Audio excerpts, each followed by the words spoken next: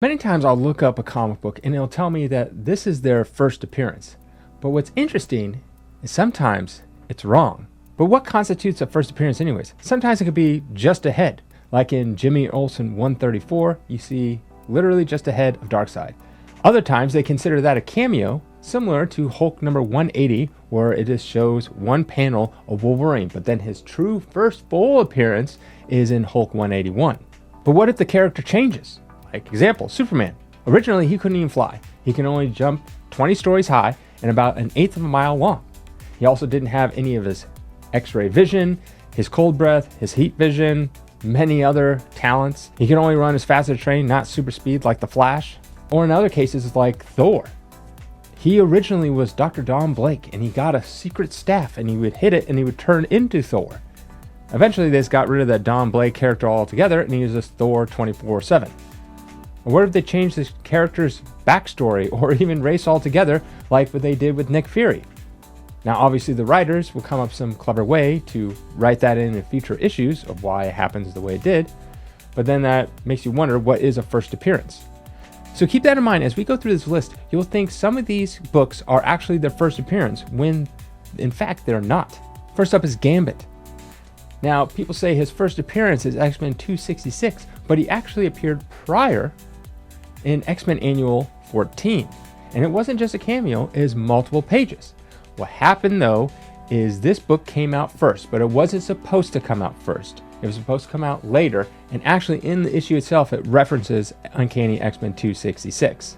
But still doesn't matter because Gambit first showed up in this issue of X-Men Annual 14. But everyone considers Uncanny X-Men 266 as his first full appearance. Uncle Ben and Aunt May. Everyone knows their first appearance is Amazing Fantasy 15, but it's actually not. About 6 months prior, they came in a comic book called Strange Tales number 97, where Uncle Ben and Aunt May help a lady in a wheelchair turns out to be a mermaid. Just a whatever story.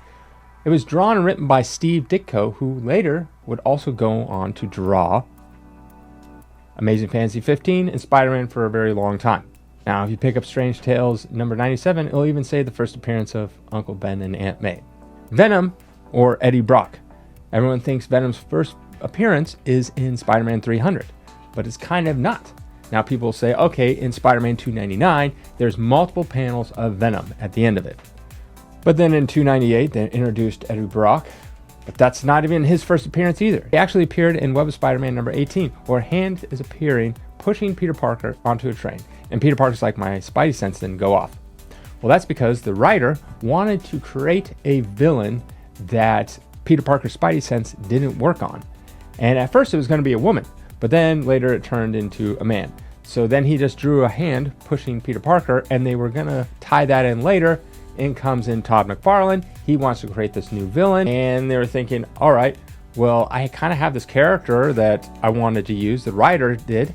And so then they wanted to tie in the symbiote, which was from Marvel Superhero Secret Wars number 8, and then they kind of tie that all in together. So what's really the first appearance? I mean, Venom technically is a symbiote that appeared in, Marvel Superhero Secret Wars number 8, which then if you go back even further, you can go to Spider-Man 252, is where he dons the black suit.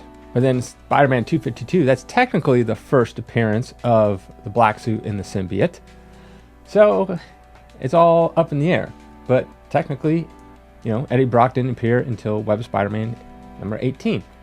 And that's technically his first appearance. Although just a hand, we've seen with Darkseid, it can literally just be a head. And we got Batgirl. A lot of times people think Batgirl. First appearance is Detective 359, but it's not. Batgirl actually appeared as Betty Kane, a different person altogether, but still Batgirl in Batman 139. Barbara Gordon is the first appearance of that version of Batgirl in 359, but a lot of people assume it's the detective, but it's actually the Batman, which was many years prior. Supergirl. Many people think she appeared in Action Comics 252 in 1959, but a year prior, she appeared in Superman number 123.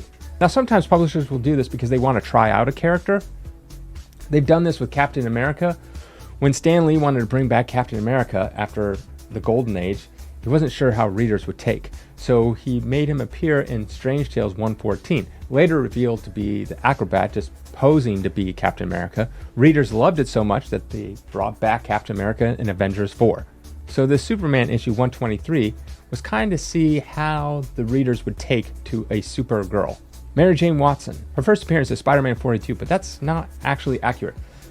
She first appeared as just a voice in Amazing Spider-Man 15. Then in Amazing Spider-Man 25, you could see her body without her face. It wasn't until issue number 42 that you got to see her whole face and everything.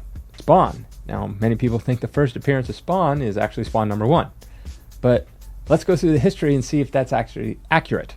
So first, Todd McFarlane drew Spawn in 1977 when he was a kid, so kind of crazy. He then kind of drew iterations that look like Spawn with the Prowler in his Amazing Spider-Man run. But technically, Spawn first appeared as an advertisement in Advance Comics from 1991. But that's a magazine, but his first comic appearance was in Rust, and then later in Malibu Sun 13. Then we have Invincible. Everyone thinks his first appearance is Invincible number 1. But he actually appeared in Noble Causes number 3, not only on the variant, he was on the cover, but then he had a panel inside the book itself. But prior to that, he was in a preview in Tech Jacket. But then even prior to that, he appeared in Savage Dragon 102. Speaking of Savage Dragon, most people think that Savage Dragon's first appearance is in Savage Dragon number 1. Well, that is not accurate. Before that, he appeared in Megaton number 3, where he was called the Dragon. And even before that, he appeared in Eric Larson's self-published graphic fantasy number 1. Now, at the time, he was just called The Dragon, but there was a magazine called Dragon Magazine that basically sent him a cease and desist, and he couldn't use that name, so he changed it to Savage Dragon. The Crow. Many people think Crow number 1 is his first appearance. It's actually not. He appeared in Caliber Presents number 1, which was kind of a preview of what was upcoming. Then before that, he appeared in Dead World number 10. Harley Quinn. Now, most people think that Harley Quinn first appeared in Batman Adventures number 12.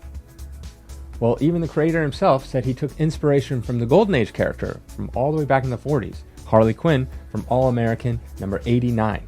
Although similar to the modern Harley Quinn, at the time, superheroes were falling out of fashion, and romance and love comic books were kind of on the upswing. So they tried to create a character that would go along with the Green Lantern. It didn't really work out, and by issue 102, they canceled the title altogether. Man-Thing. So a lot of people think his first appearance is Adventure in the Fear number 10, but he actually appeared in Savage Tales number 1, but this was a magazine, not so much a comic book. And he's kind of just a copy of Swamp Thing. And Swamp Thing is actually a copy of the Heap, which was a Golden Age character from back in the day. And Man-Thing and Heap look pretty similar. Cable. Most people think his first appearance is New Mutants number 87. But actually, he first appeared in Uncanny X-Men 201 as a baby. Now, the baby had to go sent to the future, trained in the future, came back as Cable. But it's one and the same character. So technically, his first appearance is actually X-Men 201. Hellboy. A lot of people say that John Byrne's X-Men number 21 is his first appearance. He's on the cover.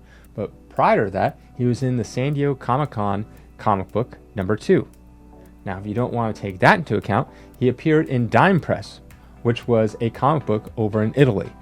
But even before that, he appeared in a Comic-Con pamphlet from the Salt Lake City Comic-Con. Now, these things are extremely rare and very expensive, but in there, Mike Mignola drew a picture of Hellboy, how he first envisioned him. Later, he would change drastically, but most characters do change down the line. So that kind of begs the question, what is really the first appearance? I think people just have a consensus and they say this is it, even though there's some comic books that come before, even in the case of Wolverine. Back in the day, it used to be Wolverine's first appearance was 181. Then a bunch of people complained and they're like, well, technically his first appearance is 180. So then they changed it to say, first appearance of Wolverine as a cameo in number 180. And then if you want to get technical, you can go back to Foom number 2, where a person put in an art contest and created Wolverine. He had normal skin and underneath was a metal skeleton. Now, he didn't have the claws, but that drew inspiration for John Romita to design Wolverine. So then, when was his real first appearance? I think the consensus is it's Hulk 181, and then Hulk 180 is a cameo, but his first full appearance is 181. So I think that's what ends up happening with most of these comic books, is most people just have a consensus and then this is it. And then there's some cracks in it from time to time, but in general, it usually is. Hope you like that video. Have a good day.